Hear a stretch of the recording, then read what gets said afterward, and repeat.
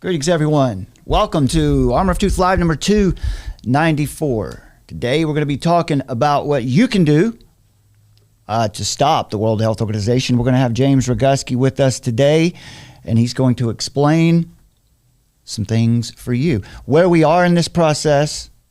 And there we go. I couldn't find myself, but here I am. Summer, welcome. Good to be here. All right, and let's go ahead and bring in James Roguski. There he is. Welcome, sir. It's good to see you again. You are silent. You're silent. There we go. It's on my end. You're absolutely right. It was me. That was all me. Welcome to the show, my friend. Well, I was going to say that, one of the most important aspects of life is to find yourself. So I'm glad you did. I did. I found myself, and I think we're ready to go. We've been talking a lot recently about envy, resentment, and entitlement, and I think that those words seem to fit when we talk about this group of people that have a design on taking control of the world from the level of the cellular level right out to the planetary. They want it all. They want to take control of all of it. The narrative that we put out, what we believe the truth is that they envy God's power. They envy God's design and God's power, and they resent Him for having it, and then they feel because they want it, and they feel entitled to it themselves. And we believe that's at the core of this, but this process has been going on for a while now. Would you mind just catching us up in the process? Folks, we're talking about what is known as the WHO Pandemic Treaty Agreement Accord, and James is the man to go to for this information. Can you catch us up on that, and then we'll come back around to some of these new developments. You're handling all this pretty much in secret now, or they're keeping it out of the view of the public. So catch us up to where we are in this process, and then we'll talk about what's going on right now. What are they? You don't realize I'm gonna have to digress, because you said some things that sent some shivers down my spine and brought some tears to my eyes, because you have no idea. There's no way you would know. Some of the stuff that you said, the envy, the greed, all that sort of thing. But I sat through a 3-hour just disgusting United Nations meeting, viewing it, hoping to get an opportunity to have 2 minutes to talk, but they cut it short before they let people talk. They were talking about a totally different something that we can talk about at some point in time. September 22nd and 23rd, later on in the year, the UN is going to be having a wonderful meeting about the Pact for the Future. And they had a whole bunch of people, presenting the information that they want to be in this pact. And the thing that you said that, struck me and really sent a shiver down my spine, they had the last couple of aspects on page 20 of this Pact for the Future are about, the governance of outer space. And they had a whole bunch of people talking about how they felt that there wasn't enough, aspects of how the United Nations is going to govern outer space. So, you're getting some input, through the cosmos somehow, to be talking about. That is exactly what they're talking about that they want to do. They maybe they don't consciously think they're God, but they certainly behave like they want to be. Well, that's kind of that's how we have that's our worldview, is the Christian worldview, and when you look at the world through that lens, it's sometimes it's difficult to understand why people do what they do, but we know what their motivations are. And Satan's fall, Lucifer's fall, that's what it was. It was envy. He envied the power that God had. He envied he envied the fact that God received worship, but it was the power too, and he resented the fact that he didn't have it, and he felt entitled to it. And I think that's probably at the core of a lot of sins. It's kind of like we were talking about totalitarian ideologies a lot recently too, and how do you recruit people to be on your side? And it seems like that this is what Roger Scruton writes about this a lot, and they rationalize resentment. And then they unite these people who feel resentful, like you didn't feel like you got a fair shake. You've been told that you're being held down. So you'd be very easy to recruit into support a movement, because it's ultimately not about truth. It's about power. There's another quote here. It says, "You can't. It's futile to reason someone out of a thing that he was not reasoned into." And I think that's something that's missing in these in the message that comes out from the United Nations and the World Health Organization. They rationalize a lot of things, but it doesn't make a lot of logical sense. Right. What about the idea? You've been writing about this. I noticed that they just seem to be ignoring all of the facts, excess deaths, things like that. But it's not a truth-directed system of thought. It's a power-directed system of thought. So I don't know. What do you think about that? And what do we? Where are we in the process? I will certainly philosophize a little bit about that before we get into the gory, ugly details of all the facts. Yeah, before we get into the facts.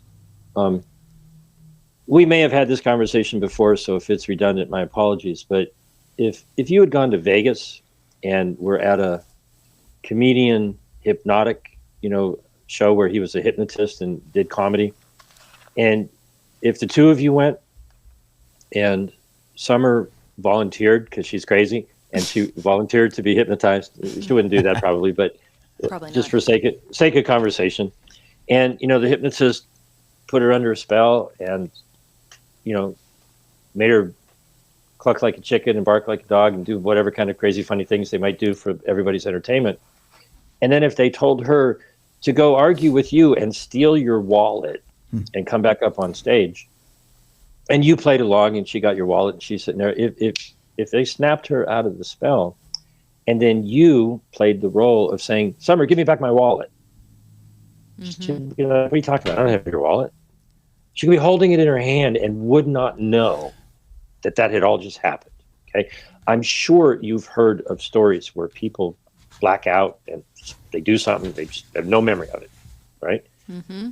I honestly think, and this is how I try to treat other people, when you tell them something and they don't hear it, okay, their subconscious mind is in control of their logic and reason and their ability to function in reality. Yeah.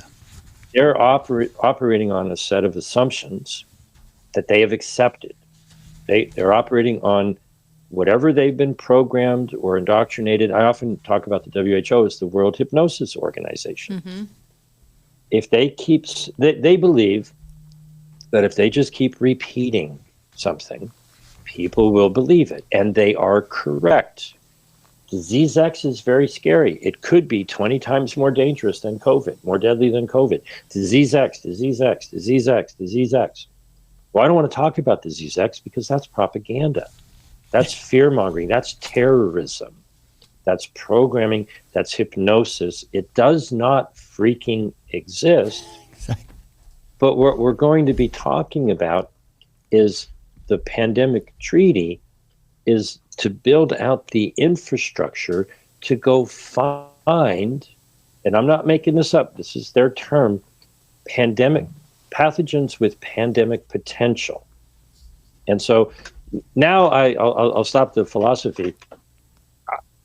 I treat people as if they're the same as me, that they have a certain set of subconscious, programs that run their lives that they're unaware of. I have habits and thoughts and things that I'm like, why did I do that? Why did I say that? Why can't I break this habit? Why can't I do that? You've got all kinds of stuff going on that you're not aware of. But if you have one program that says, well, you know what? I could be wrong. What information do you have? Please show me that if you think I'm wrong, please show me. Right? My girlfriend does it to me about 25 times a day. Right? Makes me a better person. And I'm blessed. But if you resist it and you don't let new information come in, this is kind of what you were talking about. oh, you're headed for devastation. You can believe that you know everything, but if somebody knows a little aspect of the grand and glorious universe, I mean, I don't know every tiny little detail of God's plan. I get a little tiny snippet every morning when I wake up. It's like, hey, Jim, go do this, right? And I try to follow whatever guidance I get. But if you can forgive people for not even understanding that they are programmed and that they have to open up and look in, you found yourself, when you find inside yourself the programming that you are operating under, if it's good and wonderful, then, you're enjoying life and life is grand and glorious. But if you're operating under a false set of programming, you got to get those bugs out of the system. And if you don't think you got any bugs, that's a bug. Okay. Mm-hmm. And so diving in to what's going on here, one of the false assumptions that everybody has, well, I'll take that back. One of the false assumptions that a large percentage of the population has is that the World Health Organization is working to improve the health of the world. That's as Orwellian as it gets, just from their title. Sure. And so the international health regulations, if all you read is the title, you would think, oh, they're trying to regulate health. But if you actually read the document and could be open to new information, you'd go, oh, wait a minute. No, this is the International Surveillance, Monitoring, Reporting, Emergency Declaring, Fear-Mongering Control Regulations. Then when you look at the information, you go, oh, I see what they're doing. Okay. If you think it's about health, you're barking up the wrong tree. If you think the World Health Organization wants to do anything other than build out they've cut some of the words out because it was making it obvious that some of the people in there wanted to have a framework convention for pandemic prevention, preparedness, response, and here's the part they cut out, and recovery, wait for it, of healthcare systems, not the health of people. Framework convention for the pandemic prevention, preparedness, response, and recovery of healthcare systems. Do you remember 2 weeks to flatten the curve? I do. Okay, 2 decades to flatten the curve or whatever it was. That wasn't about making people healthy. That was about, let's lock you all down so that the healthcare system would not be stretched beyond capacity so that they can make more money by handling more people over a longer period of time. Flatten the curve meant, well, if everybody got sick all at once, they wouldn't be able to handle it. So go home, lock down, hide from whatever, go home to where all the pathogens are concentrated in your indoor air and you're more likely to be sick. But you got to realize what the purpose of it was. It wasn't to, the area under the curve, when it is flattened and goes on forever, is actually more, right? If you had a spike and it was over, you'd be done. Everybody get immunity because they were sick. Most people would survive. Not everybody would go to the doctor. The deal would be done. They wouldn't have been able to drag it out for 5 years, 4 years, whatever. Okay, it's not what they say it is. And the easiest way to determine whatever the heck is going on is listen to what they say and realize that they probably mean the opposite. And so most people don't know, because why would they? You're not reporting this on the news. Real simple question. Why are they even having these negotiations? Okay, just basic. What are they about? Yeah, It's not to improve your health, because they're not asking you any questions. You're not allowed to give public comment or any such thing. So to go back just a little bit, you and Summer and your viewers are probably going to have to erase everything you think you know, because it's going to get in the way. Because if you're a good person and you're applying logic and reason to try to help other people, that's not what's going on in this ballpark. So you got to let that go. And so in 2020, whatever the heck it was that happened that caused people to be sick and die, many controversies about that. But at the end of 2020, a large percentage of the population had fallen under the belief that these wonderful new mRNA, genetic altering jabs, if they could just get a couple of shots in everybody in the world, everything would be much better and would go forward from there.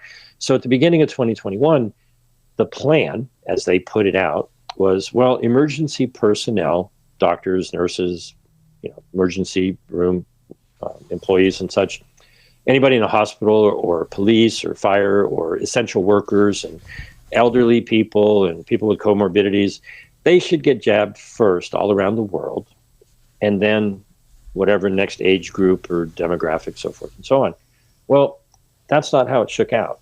The way it shook out was nations like Canada, with 40 million people, got a contract for 400 million jabs, 10 per person.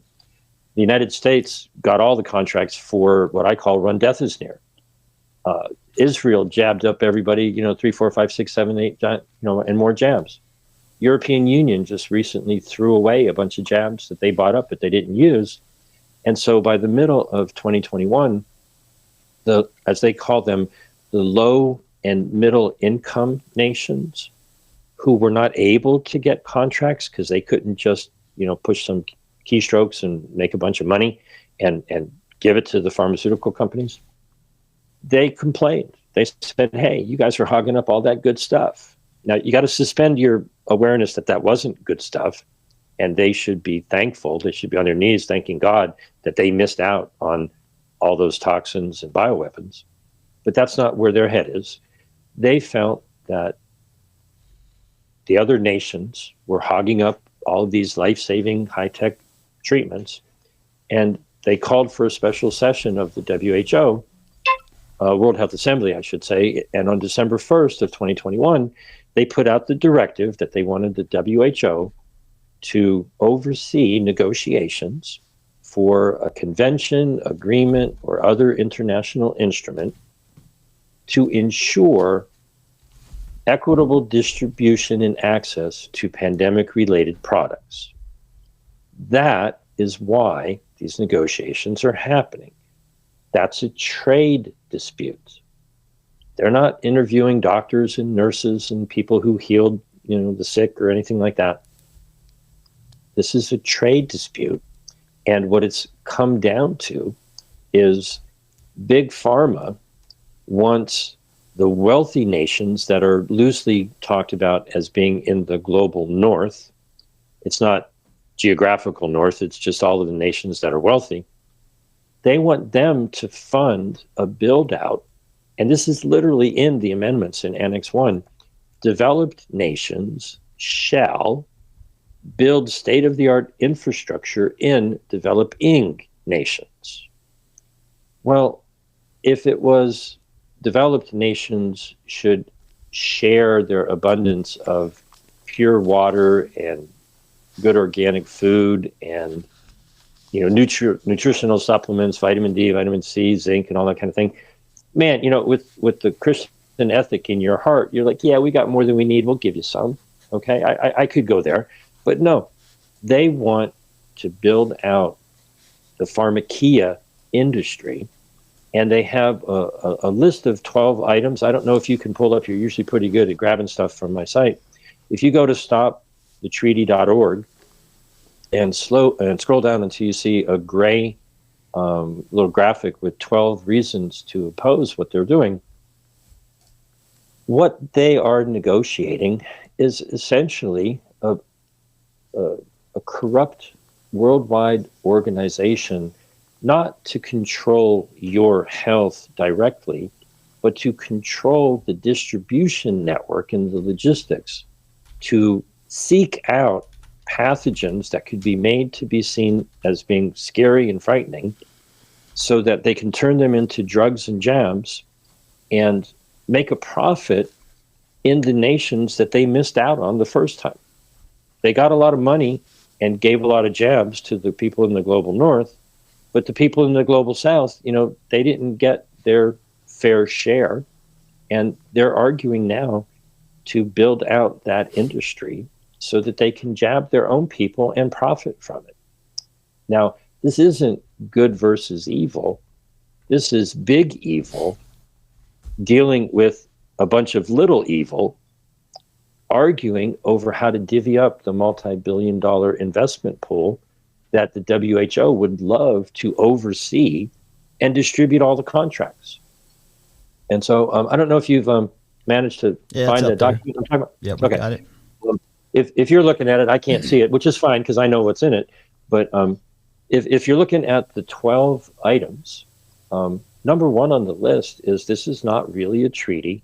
This is a framework convention that they could agree to a blank sheet of paper as long as Chapter 3 remains in place, which would set up the bureaucracy that would meet on a yearly basis to add details into this picture and oversee the distribution of billions of dollars into this, pharmakia world. The closest example of this is the WHO about 20 years ago did the Framework Convention for the Control of Tobacco Products. But the one that's probably known by most people is in 1992, the United Nations and the United States Senate did give their 2/3 consent back in 92. We're signed on to the Framework Convention for Climate Change.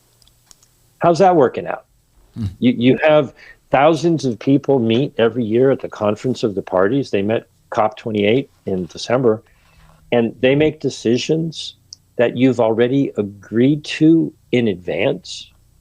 You agree that this group of unelected, unaccountable people get to meet on a yearly basis and decide aspects of your life. And whatever they decide is what government officials then implement. That's insane. That's not representative democracy. That's, an oligarchic, totalitarian view of the world by some technocrats who whatever idea they want to infringe upon your rights and freedoms, our nations agreed to that with climate change. So if you like the results of the Framework Convention for Climate Change, you'll love the Framework Convention for Pandemic Prevention, Preparedness, and Response. I don't think many people do. I think it's interesting that there's a lot of good people out there that we can. It's changed over the past year, maybe 18 months. But at first, like you said, there was just a lot of good people who were trusting the plan, who were going along with it, and it's been a while since I heard that phrase. Thanks for the memory jolt. Yeah. And it's like we just spoke about there. It's these are positions that people haven't been reasoned into, so it's difficult to reason them out of it. Especially when in 2020, it seems like everyone's afraid, so it was making decisions based on emotions, out of fear, and that seems to be one of the main tools is fear to get people to go along with this, and shame. We talked about this recently with what's going on at the border. There's, with the just massive amounts of people who look pretty healthy, pretty able-bodied coming across. And we wonder, they say, if you don't support this, if you don't agree with giving them debit cards and phones and clothing them and feeding them as they come across, then, you're not a good person. This is a humanitarian crisis. But there are principles and there are rules to charity, and they just ignore that. So it's you make sure is the person that's coming to you for charity, are they scamming you? You have to do your due diligence and you take care of your own house first. But they do this, don't they? They use the law of God against people to make you feel shamed. So I have to go along with this. And that seems to be another part of it: guilt, shame, fear. Well, there's you could correct me because you probably study this more than I do, but there's been some predictions or prophecies about an age of deceit. If we're not in it, man, I don't want to see it, because this is about as deceitful a time as I could imagine or care to imagine. So I don't know if you're still showing the 12, but let me go plowing through. What I've put together here is last week, a group in Geneva, Health Policy Watch, they made public the latest version of the treaty that is circulating and what they're discussing. And on Monday, the WHO publicly agreed that, these drafts that are circulating, in the Geneva negotiations would be made public. So none of this was hacked or, whistleblown or any such thing. They just haven't bothered posting it on their website yet. I've had it up on my website for a week, and they're just dragging their feet because they don't want people to see what's in the darn documents, right? So we've covered the first 4 on the list of 12, and I'm going to ramble through the remaining 8, and we'll talk about whatever you think is most interesting. In order to deal with the problem that South Africa and Botswana dealt with when they identified the Omicron variant, they handed over the genetic information, and they did what they were supposed to do. They made it aware, made everyone in the world aware, and they were greeted with travel restrictions. And then Pfizer and Moderna took that information, put it into the booster, and made a couple of more $1 billion. So if you put yourself in South Africa and Botswana's position, they're looking at corporate colonialism.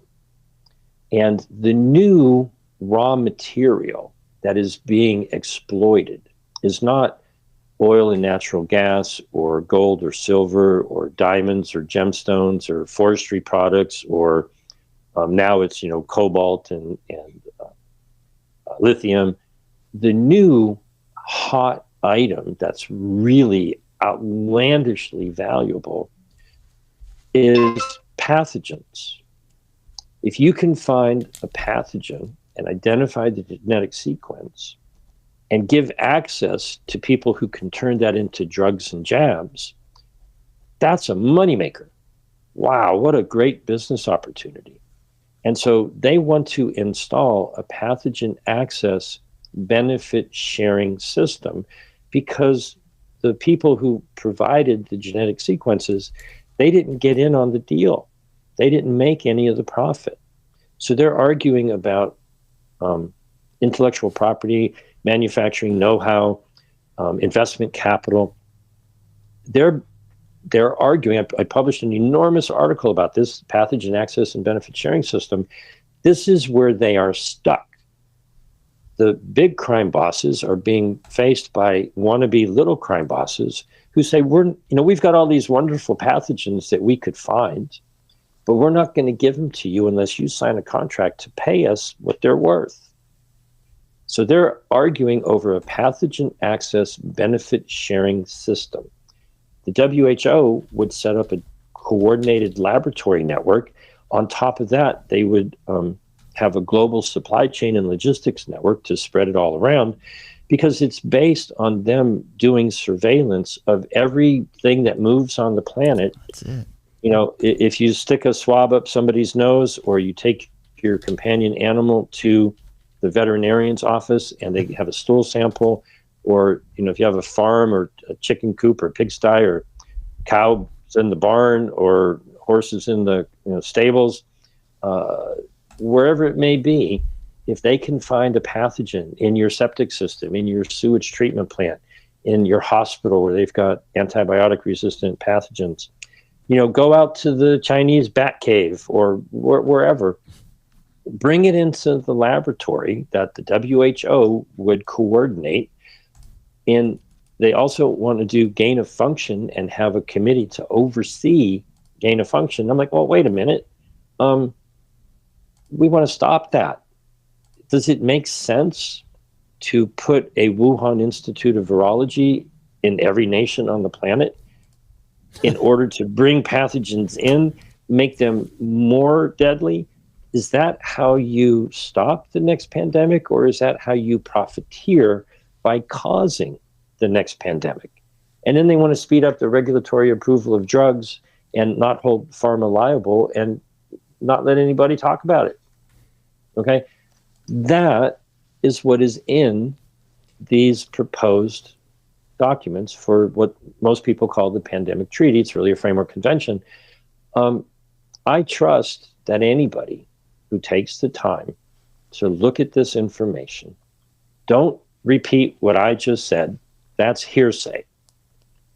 Go get the evidence, read their documents.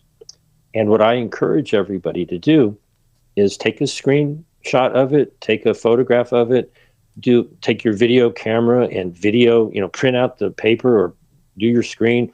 If there's a paragraph in their document that you've got something to say about, do a screen grab of their words and take their words and shove their words in their face and say, your document says whatever it says, and then give your position on what it is you think they're trying to do. That's what I encourage everybody to do. Now, I want to caution everyone, chapter 1 might give you diabetes because it is so sickeningly sweet, filled with propaganda about inclusivity and equity and sovereignty and all of the other many wonderful things. So they put the icing at the front, right? The sugary sweet stuff's right up front. So if somebody just starts reading it, they might go, well, this doesn't sound so bad. The middle, chapter 2, is the business deal. And so if you put, different lenses on, and if you realize, now this isn't about health, this is about setting up the infrastructure to scare the crap out of people and profit from it. If you read it with that view, it'll make a lot more sense. But chapter 3 is the only thing they really need, which is, let's just agree, and we'll have a bunch of unknown people meet every year and dish out the contracts and decide what they want to do next with billions of dollars that the global north is distributing to the global south through the pharmakeia industry. And don't look there, nothing to see there. You don't want to see that they're setting up a bureaucracy that would go on forever.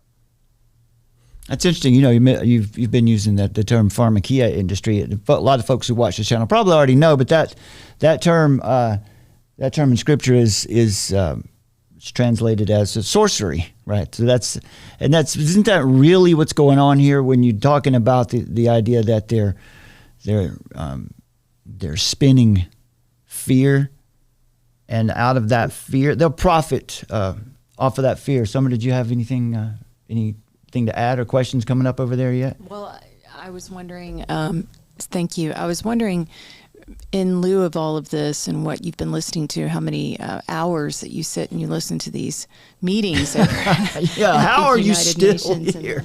WHO and this disease X. So what is your speculation about that? How far are they going to take it, or is this another test round just to sort of take the pulse of the people? Well, my joke on that, I've had a couple of interviews earlier today with folks in Australia, and they have to be on the alert for disease K, because maybe it's going to be a kangaroo or a koala or a kookaburra, virus or whatever. Okay. When monkeypox came out, I immediately made fun of it. Right. Like the K is silent. You got to understand. False evidence appearing real, fear, say what you want about Franklin Delano Roosevelt, but the only thing we have to fear is fear, right? And so disease X is not a thing. Yeah. Mm-hmm. Disease X is a propaganda tool that they've been using since I forget, I think it was 2018 when they said they first started using it.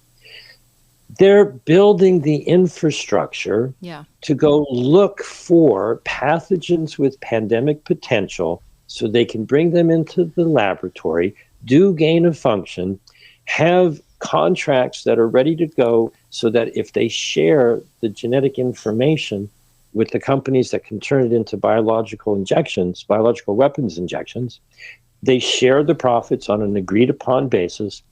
Then they're going to take that, have a distribution network after they get government to speed up the approval process. Which part of this looks like they're trying to help people improve their health, and which part of this looks like organized crime?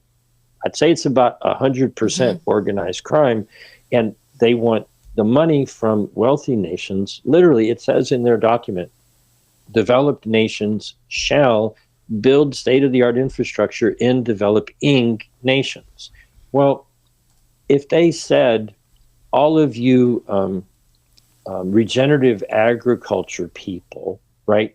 Let's go to the Sahara and, dig some swales and, collect rainwater and help grow food for people who live in arid conditions. I'd be like, hey, let's go help, right?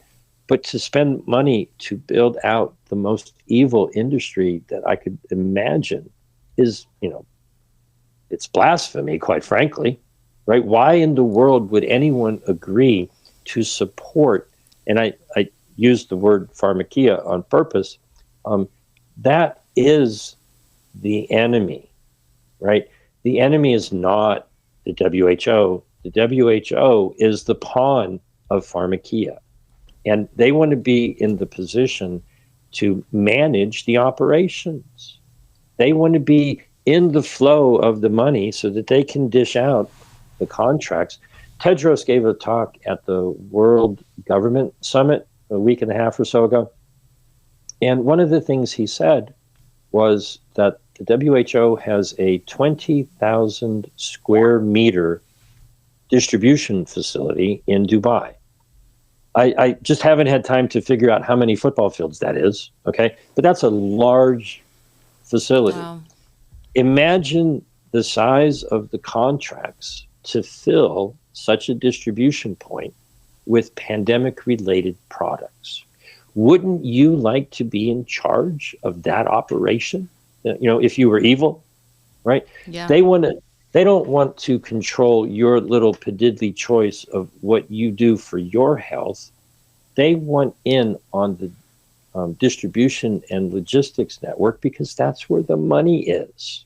If they're the ones who decide which products get into the distribution center, it's probably not going to be packets of pure water, organic food, and vitamin and mineral supplements.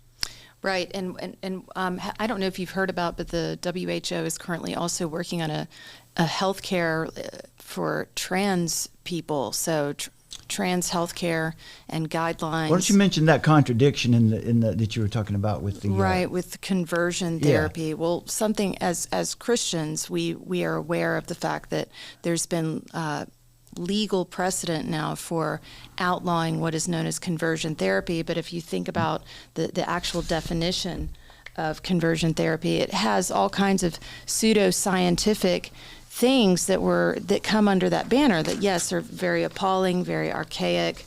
We would, just as a disclaimer, we would definitely be those who would be against conversion therapy that has to do with electroshock and anything where you're abusing someone. Yeah. But what they want to do is outlaw the gospel there. But she found a very interesting contradiction, which would probably make perfect sense to you. Go ahead. Right. No, it's just that they want to outlaw the gospel by saying that you can't pray for somebody, for example, if they aren't wanting to engage in homosexuality. If they come to you and request it, it would be against the law that you cannot do that, and they're already putting that into law. But they have their own conversion therapy, right? Right, and so their conversion therapy is what they're doing now, and the laws that they're putting into place right now, utilizing some, with puberty blockers and hormones and surgeries. I mean, is this not the very definition of what they deem as a pseudoscientific? It's pseudoscientific unless we do it. Do you see what I mean? The contradiction there. So, it's quite,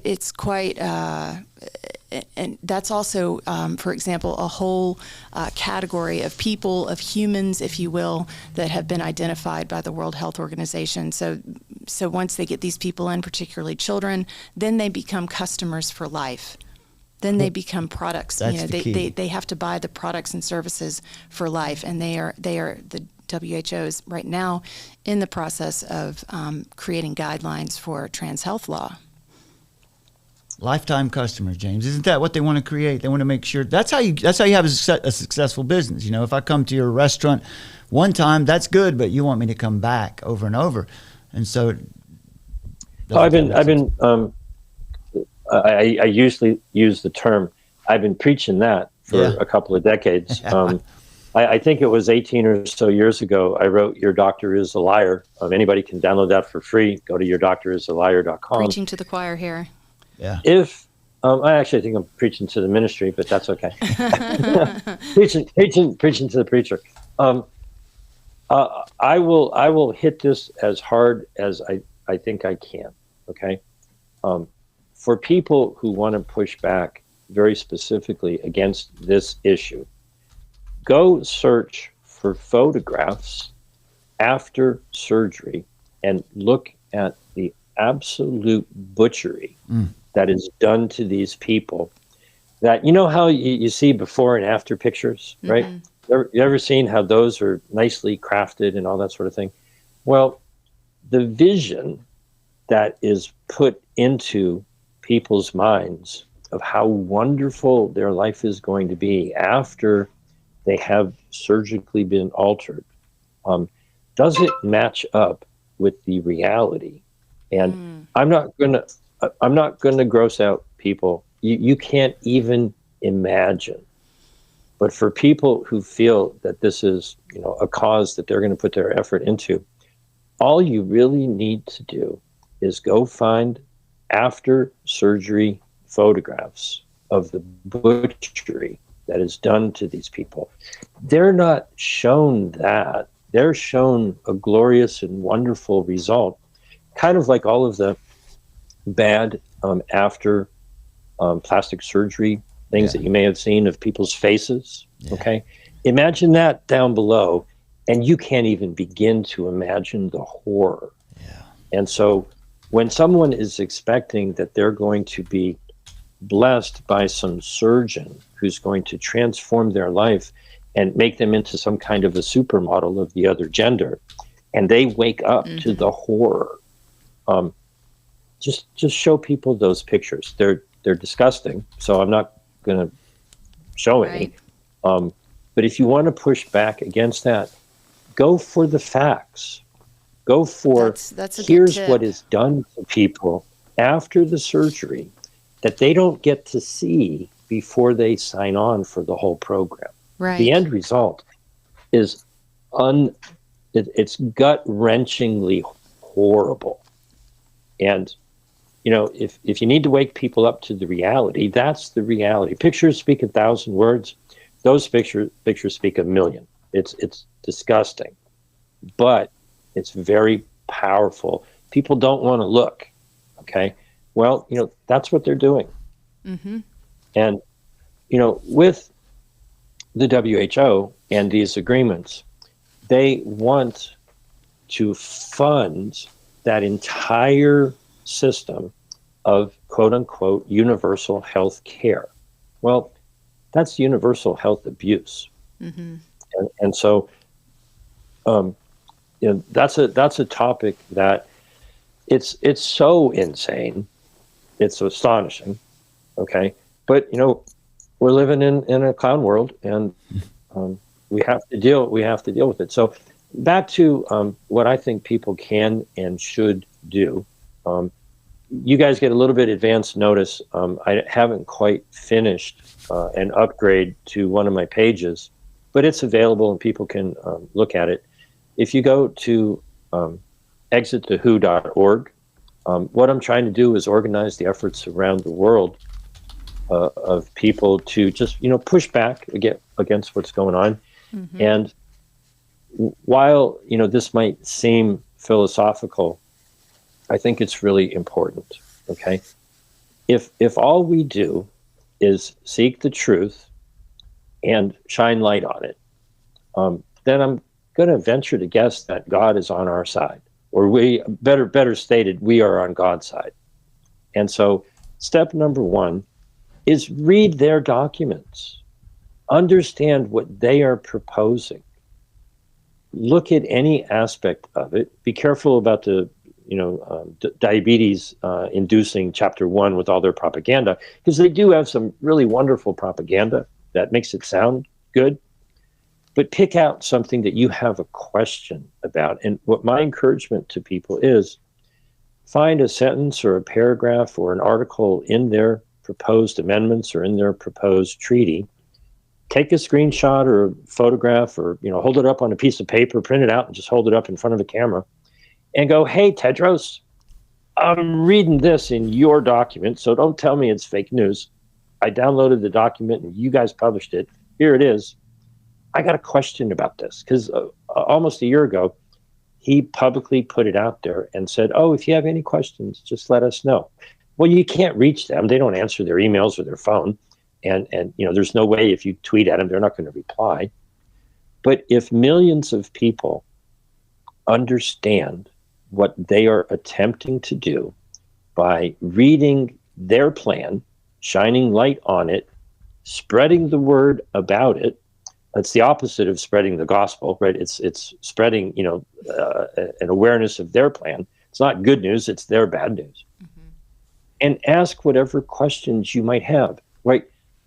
Who's going to get all these contracts, Mr. Tedros? Who's going to, run the audit on where all that money went? Who is, oh, wait a minute. Am I asking questions or am I making statements? That's the Abbott and Costello routine when you're talking about the WHO. Who benefits? Who's going to be in charge of this? Who is behind all of this? Who is in charge of this massive distribution network of deadly products? Be the media. You can't count on mainstream media. There are far too few people like, you guys who are in the alternative media and giving a platform, giving over your platform to this information. Reach out to everybody else in the alternative media and go, why aren't you talking about these documents? They've been available for a week and the WHO is hiding them while they're negotiating them. Point out the facts and speak up about them, because if you don't, they view your silence as consent. And, the answer is really simple. It's only 2 letters, N and an O. No, you guys don't get to do this. We're not falling for it. Now, I don't know if you guys, 10 years ago, if I say TPP, does that ring a bell with you? No. I'm not talking about, the toilet paper problems that we had a couple years ago. The Trans-Pacific Partnership from about a decade ago. Yeah. Hillary Clinton was important in getting it going, and then ultimately Obama signed on to it. And then we, the people, learned what was in there. And it was basically given over a lot of authority to international corporations.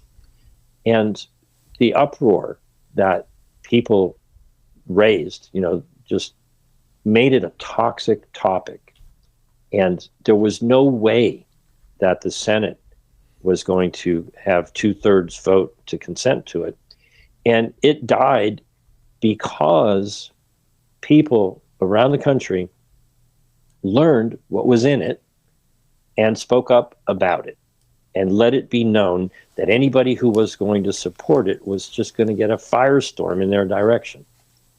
I have every faith that we can do the same thing. They're having trouble negotiating it. Nothing's been signed. Nothing's been agreed. They're arguing. They spent hours this morning, arguing about it. They're having trouble.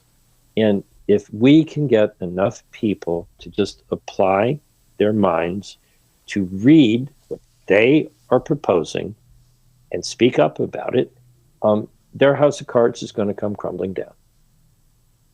I noticed that it seemed like you mentioned the I guess it was a press conference from a couple weeks ago when Tedros was speaking. And it seems like they're a little worried, but I'm always kind of hesitant to say to people that, look, we might be winning, because people seem to, they sort of back off and, oh, it's okay, it's all gonna work out. But no, now is when we need to really keep going strong. We need to go hard right now and overwhelm them with just voices. And as you say, and folks, James has made this We've no excuse. James has made it so there's no excuse. When you go to any of these, exitthewho.com, stopthetreaty.org, is that right? And that's correct. If you happen to go to stopthetreaty.com, you'll find yourself in a good place. There's good people doing work there. Okay. But this is stopthetreaty.org. Right. And so the issue is everybody has a different set of skills. Everybody has a different, way of approaching any problem. If you go to exitthewho.org, working on trying to organize people around the world. There's many, many, many people around the world who are already all over and on top of this. But one of the creative ideas, that people can do is just to take a little tiny bite. The joke about, how do you eat an elephant one bite at a time? Take one little piece of these documents because they can appear overwhelming. Take one article, one paragraph, one sentence, and just ask, well, what does that really mean? What's really going on there? And when you look at the chapters on the money, super vague, super vague, because they don't want people thinking about a really simple question. Hey, how much is this going to cost? And who's going to get the money? Oh, wait a minute. Who is going to get the money? What is going on here, and why are we prioritizing looking for pathogens, bringing them into the lab, and doing, gain-of-function research on them? Is that how you stop the next pandemic? I thought that's how you would cause one. Well, they say it's not a question of if, it's a question of when, because that's their business model. That's a promise. I think that's really a promise from them, isn't it? Yeah. And so I have every faith in my fellow men and women, and even children, quite frankly. Young adults can figure this out. They're brazenly laying out,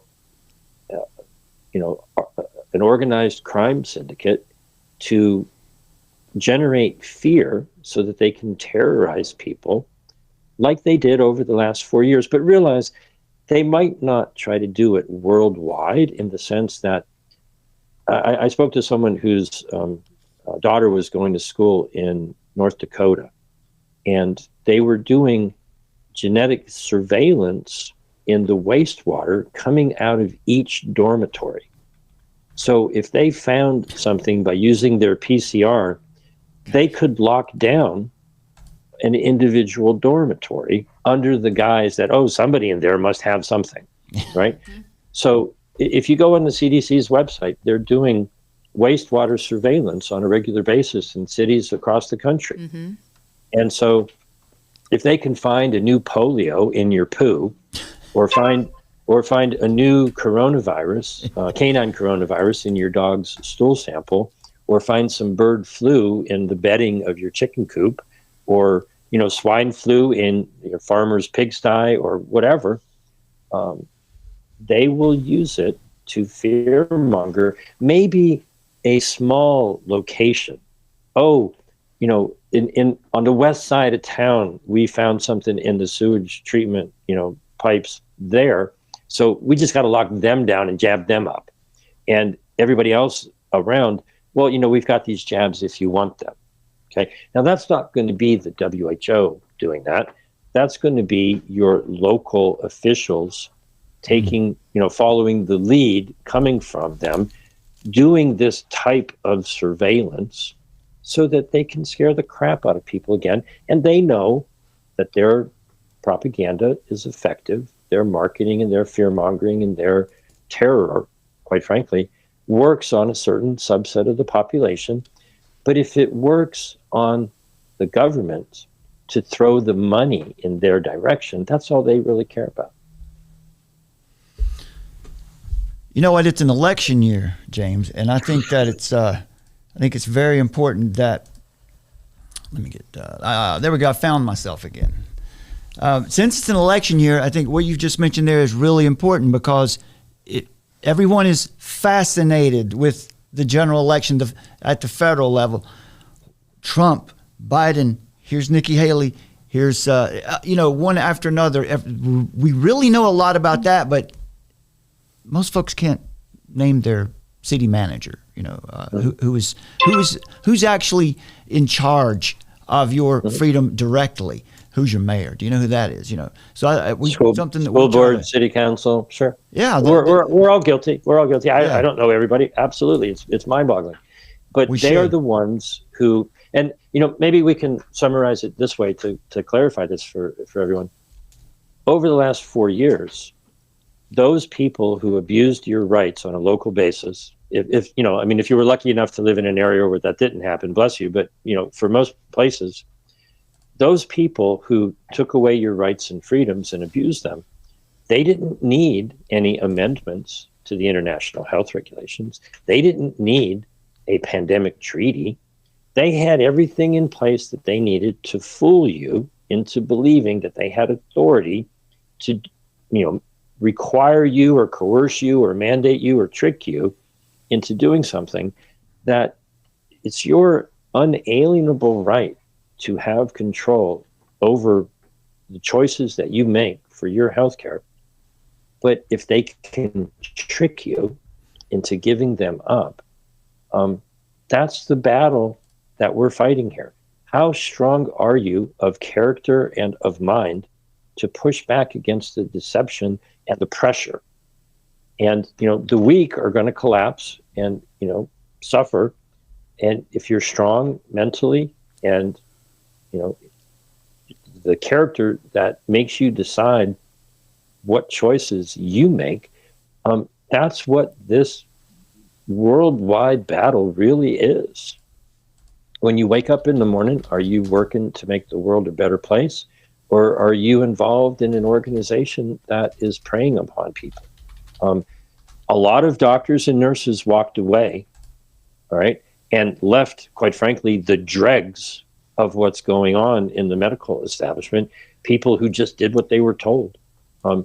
So find alternative healthcare practitioners and, don't feed the bees. Feed the people, with your choice every day. Yeah, we vote in, primaries, and then we vote in November, but you vote every single day with every second of your attention. And, don't think that your eyeballs aren't being monetized. And you vote every day with every dollar that you spend. So spend it appropriately. And, little by little, day by day, one by one, if people take the time to learn what's really going on, when you get this sort of exponential growth of, if you tell 10 people and they tell 10 people, at some point, it seems like an explosion. But, that's how a nuclear bomb works. You have this chain reaction, and a couple people tell a couple people tell a couple people. Take this video and tell everybody that you possibly can. And then go tell people you don't even know, hey, watch this, take a look at it. This is what's going on. Go to stopthetreaty.org and see what the information is from the source. Stop listening to what the talking heads in the news say. That's hearsay. I don't want people to believe me.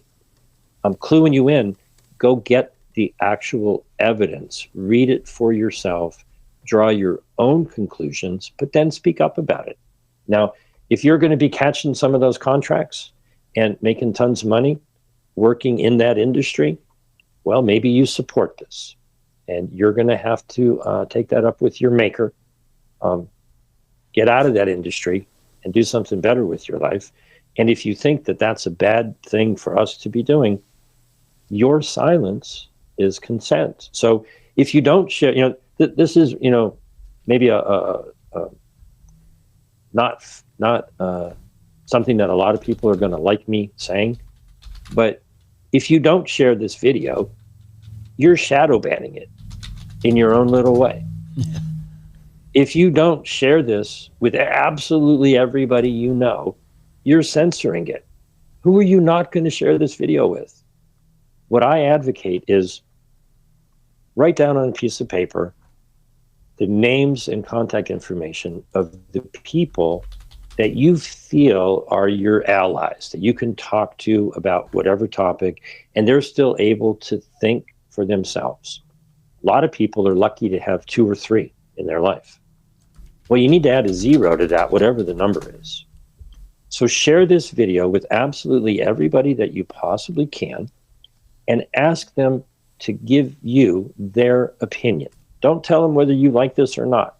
Maybe you disagree with all this. Ask them to watch it and get back to you with their opinion. If they go, oh, that Roguski guy, he's crazy. Okay, fine. Put their name on one side of the ledger. If they look at it and they go, yeah, whatever, I don't care, then they're neutral, right? It's like Santa Claus, nice, naughty list, nice list. Most people are probably going to be neutral. There will be some people who come back and they go, oh man, thank you for telling me about that. I had no idea. I read the documents, and they might be more adamant about this than you or I. They might know thousands of people, okay? If you keep it a secret from them, bad on you. If you tell them and they end up on the neutral or the naughty list and they don't care, well, that's bad on them. If you tell everybody you possibly can, you can go to sleep at night knowing that you've tried, and it's their choice to decide what they do with the information. That's the difference between awareness and ignorance. If you're not aware, bad on the person who kept it from you, right? But if you're made aware and you choose to ignore it, that's the definition of ignorance. Doesn't mean you're stupid. It means you get the information and you bury it. And that's what censorship is. That's what shadow banning is. Oh, that information, I don't want to bother with that. Let's hide it. So share this video as hard as you can with everyone you possibly can, but let them decide what they do with it. And for the people who have had their awareness raised and they decide to not ignore it, put them on your list of allies. These are people who, if I share some information with them, they take the time to look at it, and they can see it for what it is. You can't make people do that, but you can give them the opportunity. And that's all I'm asking. Good That's advice. what you've got right there on exitthewho.org. Learn, identify your allies, and take action. And I really like what you're saying here, James. I'm gonna add in there with you. Proverbs 18:13 says if one gives an answer before he hears, it's folly and shame to him. So this is don't speak before you know. So this is what James is. This is the principle here. Educate yourself, and then tell people about this. And over in Ecclesiastes, we believe this is probably the same author. This is probably Solomon in both cases here, who was pretty wise from what we hear, from what we can tell. He says there's a time to keep silence. There's a time to speak, a time to love, a time to hate, a time for war, and a time for peace. So you have to know the times you're in.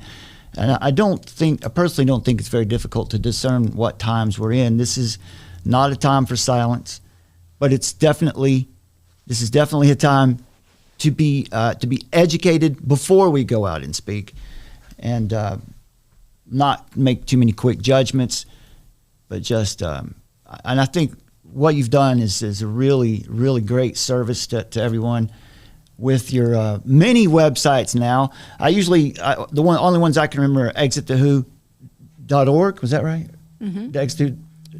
Well, .com is for the United States. They all pretty much end up at the same place on jamesroguski.substack.com. That's right. But because it's a blog, some of the things, the important articles that I did a year or two ago, they're hard to find. So I just get a domain, and it makes it easy to find. But I encourage everybody to give me a phone call. My number is 310-619-3055. Look over the information, text me, call me, Telegram, WhatsApp, whatever you want to use. I very much agree with what you just said, is that get the information first, get clear on what's going on, take their words and comment very clearly on what's in their documents, ask questions, and see what kind of answers you get from people in politics or whatever.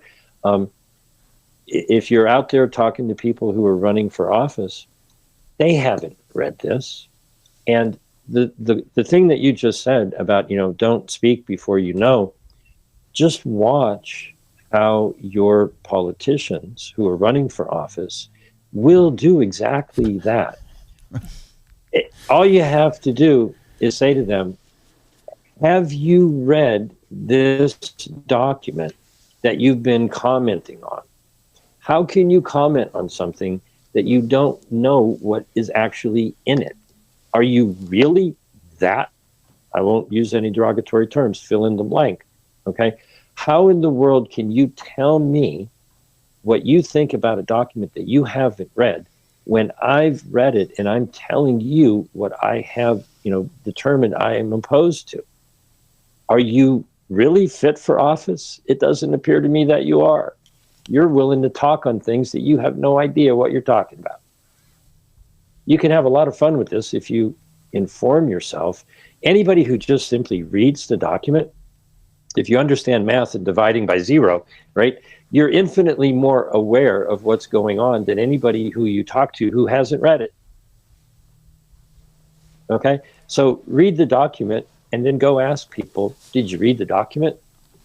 I can't tell you how many times I've had fun doing that, where people say, oh, it's this, it's that. Hold on a second. Did you read it? Well, no. Oh, okay. Get out of here. How could you possibly know what you're talking about if you haven't read the document? Now, you can read it, you can misunderstand it, misinterpret it, but at least try. And so this is what you see in the news. People talking about what somebody said, right? The minute somebody reaches out to me via text message or phone or email or whatever, hey, Jim, did you hear what so-and-so said? I go, well, that's nice. That's interesting. What was the source material that they were referencing? I'd like to go read the source to see if what they said is in alignment with what they were talking about. And almost always, it's been mangled. Almost always. Please don't take it on what I'm saying. Just take this as the inspiration to go read the source documents to find out from yourself, or for yourself rather, what they're trying to do, and then share your opinion about it. Everyone is entitled to their own opinion, but based on the actual facts and the evidence, not based on somebody's interpretation. You're not entitled to your own facts, are you? Your own truth. Well, it's very good advice, especially now while we have these documents available to us, while we have access to the primary source documents. We've got your phone number up on the screen too, James. That's unique, folks. You don't see that very often, where someone is just opening up. I may get behind at times, but I do everything I can. So you can nag on me or text me or whatever. I try to call everybody back because honestly, anyone who's looked at the information and has a question has identified the fact that they're still able to think for themselves. Because the people who just do what they're told, they don't ask questions. Okay? And a lot of people, call up and say, hey, how can I help? And, the simple answer is what we just talked about. Take this video or take any other information that you think is pertinent about anything and build your own support network. Become your own organization. Share some information with people. Give them the space to tell you what their opinion is. And if they identify themselves as allies, then build that relationship around that topic. You don't have to agree with them on everything. But if you reach out to everybody you know, and 5 people come back and they go, oh, yeah, I'm more upset about this than you are. Now you've got a team of 5 people. You could get a lot done with 5 motivated people. Don't waste your time with the other 995 out of 1,000 who are just going to complain and not want to do anything and fight with you all the time. Go find your allies and get to work. We were watching I can't remember what it is now, but some documentary the other night, and this is self-evident, but the way that even the most nefarious organizations in the world have succeeded, and the good ones too, is through creating a community, getting some people together and working for the same purpose. And I love what you said there too, when you said someone will bring a claim to you and you'll say, but have you read that document? This is Proverbs 18:13 again. If you give an answer before you hear it, it's folly and shame. John 7:51 says, does our law convict a man first without hearing from him to determine what he has done? Or Proverbs 20 says it's a trap for a man to dedicate something rashly, only to later reconsider his vows. This is, to be wise in your approach. And we think that it's a spiritual war underneath it all. And we have 3 steps, if it's a spiritual war and we're in spiritual warfare, what are my weapons? We believe that it's the gospel, then you spread the truth. Prayer is important. These 2 are interchangeable in top 1 and 2 level there. But then also, Ephesians 5:11 is to expose darkness, not to take part in it, but to expose it. And it's pretty much all I've been doing for the last 2 years. Yeah, digging up their documents and shining some light on it and getting people to look at it. And, quite frankly, it works because what they're doing, is at some point it becomes very, very obvious. I was lucky. I watched back in November of 2020. I've been saying this since November of 2022. The Indonesian health minister was talking to the B20 meeting of all the business leaders. And he knew that the United States had set up the pandemic fund. It was a month before it actually got enacted into law. So it wasn't a secret, but it hadn't actually happened yet. And he was talking, and he said to them, the U.S. is putting together this multi-billion-dollar fund to build out laboratories and testing and all that sort of thing that we've been talking about. He said, go invest. This is a great business opportunity. They're building out this market sector. And then a month later, Congress passed and Biden signed the National Defense Authorization Act, and the Defense Department, in support of their global health security agenda, which is not about your health and my health. That's really fancy words for biological weapons research and development, pledged $5 billion over the next 5 years. And they're trying to get many other nations to put more money into the kitty. And in 2023, they doled out $340 million. A lot of Caribbean nations got a lot of money, in Africa and Asia and so forth, to build out the very thing that I think the WHO has fund envy. The WHO wants a $30 billion a year fund to play with so that they can do the same thing on a worldwide basis, is throw our money at the pharmaceutical industry to do biological weapons research and development to make, the next pandemic less likely? I don't think so. No, this is self-evident too at this point. This is good. We'll finish up here. Isaiah 8 says where the prophet is saying that the Lord gave him a strong warning not to think like everyone else does. And it says, don't call everything a conspiracy like they do, and don't live in dread of what frightens you. Make the Lord of heaven's armies holy in your life. He's the one you should fear. He's the one who should make you tremble. So if this is just a matter of keeping things in their proper perspective, and we believe it's very important to keep things, we've got to keep things in their proper categories. We were talking about this the other day. We were talking about Donald Trump on our channel, and we can't call that the Christian candidate. We don't have to. It's okay to get behind someone who you're not sure about, but we got to keep things in their proper categories or we get all confused. So I really appreciate what you were saying there about making sure that you understand these documents before you go out and start trying to talk about them, because I'm guilty of this, of getting emotional, getting upset about what I'm seeing happening, and my urge is to just go tell somebody about this immediately before I know everything I need to know, before I've researched it fully. So that's important too. That because today, well, especially with misinformation, disinformation, and this new idea of malinformation. Have you heard this idea that's out there now? Misinformation, they say, is a mistake. Disinformation, they say, is purposeful wrong information. And malinformation is when you say the truth, but it harms the leaders. It's something that could harm the leaders. So that's that's a new category. It's a strange. Well, there's a good one for you, because many people have said that is the definition of malinformation, but that information is actually misinformation. That's not how the Homeland Security Department defined misinformation and malinformation. So there's misinformation about misinformation. Go look it up. Go see what it actually says. It doesn't say what many people have said it says. There's a couple more. There's the infodemic, where even too much of the right information is bad for you. So let's wrap it up and not put people on overload. We'll leave it there. But the way I look at it is, whenever I hear somebody say that they're dealing with misinformation, right, I think of two things. I used to work with a woman who was very smart. Literally, her name was Sage. And she knew a lot. And so we would jokingly, this was 20 years ago, we would say that she was misinformation with two S's. Okay.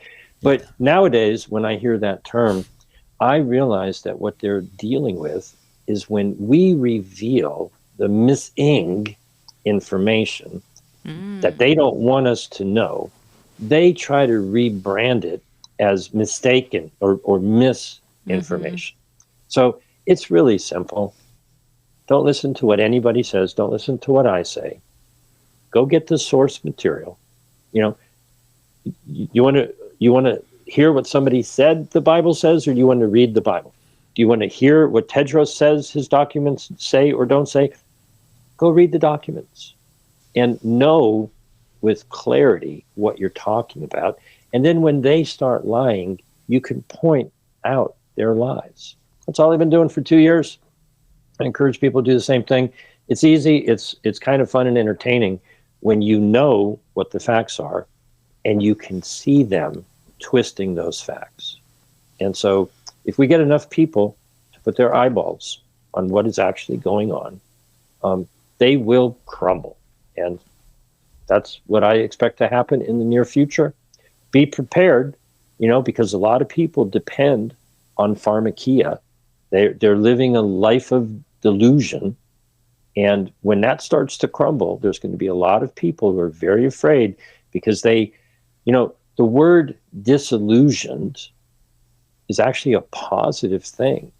But most people think of it as horror, right? Oh, I learned the truth and now I'm disillusioned. No, you should be thankful that the illusion and the veil is being lifted. Being disillusioned is where you want to be. You don't want to be living with your dream world. You want to learn the truth. And so, help spread clarity and truth, and we'll be fine. Things will be good. We just need more people on board. Identify your allies and get to work. The cry of the Protestant Reformation, one of them was ad fontes, which is back to the sources, let's go back to the original documents. That's great advice, James, and we appreciate it. Summer, is there anything else? Any questions that came up? Are you great stuff? Satisfied? Yeah, very good. Solid. Oh, thank you so much. James, thank you for being with us today, and we'll be back in touch with you very soon. We look forward to talking to you again, brother. Thanks for your work and all of your information that you have for us. We really appreciate it. Thank you very much. Have a wonderful day. All right, you too. Bye-bye. Bye. Okay, my friends. Well, there we go. That is James Roguski, and he is. What do you think about that, Summer? What's your summarize for everyone? Well, he's just, as we said before, anybody that's tuning in for the first time here on the channel, welcome.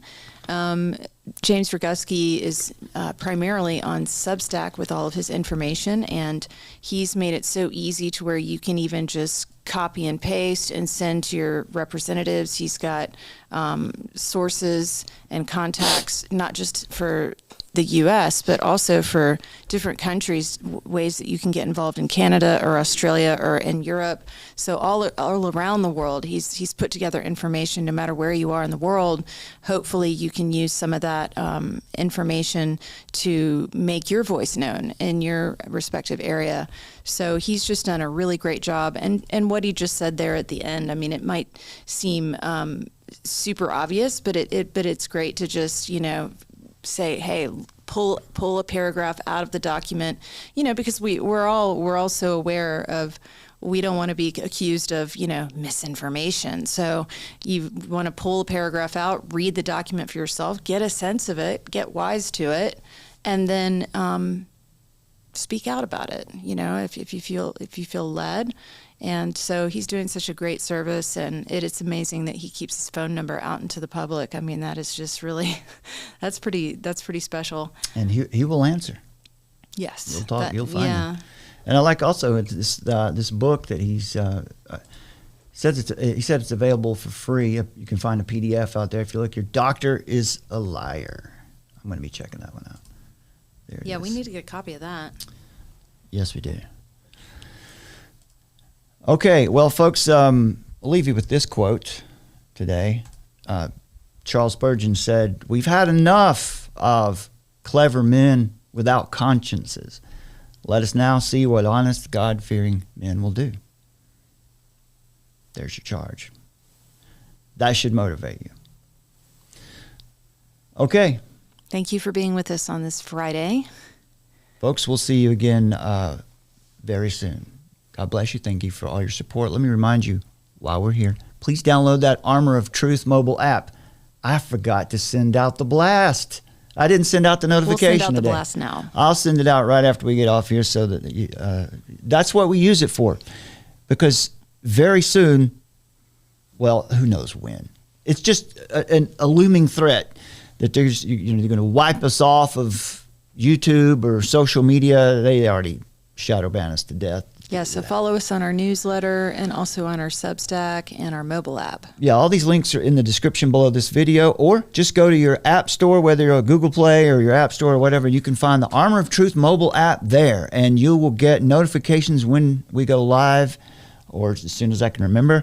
And you'll know sometimes we might not be on YouTube, so this will tell you where we are. You also get notifications when we put out new articles, and there's exclusive content available there too, Bible studies, and something we're looking forward to trying here in the near future would be the Tracking Dystopia podcast that Summer and I will do together, where we'll just talk about these things in a way more casual manner. Yes. And we can say things there that we can't say here. Not dirty words, just truth that we can't say here. Okay, that's all for today. God bless you, my friends. We'll see you next time. The hammer comes down and beats you over the head for the rest of your life with a big national security stick. And so that people learn to duck their head and not speak up, because bad idea now. This is the emergency broadcast system. This is not a test. Repeat, this is not a test. Citizens are advised to take the following steps. Find us, armoroftruth.net. In the age of technocracy,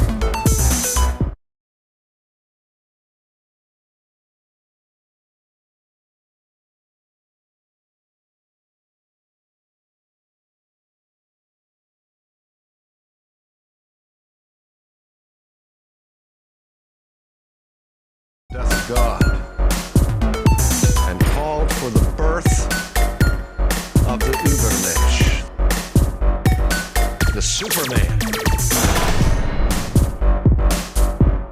who would take humanity to new heights and to create a new world order.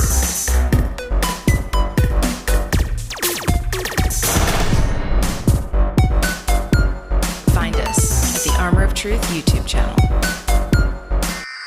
This is not a test. Repeat, this is not a test.